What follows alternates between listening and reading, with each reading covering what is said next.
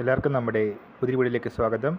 നമ്മളിൻ്റെ video +2 യോഗ്യതയുള്ളവർക്ക് വന്നിട്ടുള്ള latest അവസരത്തെ പറ്റിയാണ് പറയുന്നത്. വീഡിയോ കിടക്കുന്നതിന് മുന്നേ നമ്മുടെ ചാനൽ കാണുന്നവർ സബ്സ്ക്രൈബ് ചെയ്തേക്കുക. അതുപോലെ തന്നെ ഈ വീഡിയോ ഇഷ്ടപ്പെട്ടിട്ടുണ്ടെങ്കിൽ വീഡിയോ ലൈക്ക് ചെയ്യുക, വീഡിയോ മാക്സിമം ഷെയറും കൂടെ ചെയ്തേക്കുക.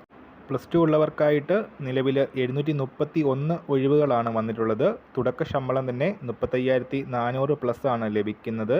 ഏപ്രിൽ 24 മുതൽ മെയ് 15 വരെ ഓൺലൈനായിട്ട് അപ്ലൈ ചെയ്യാം.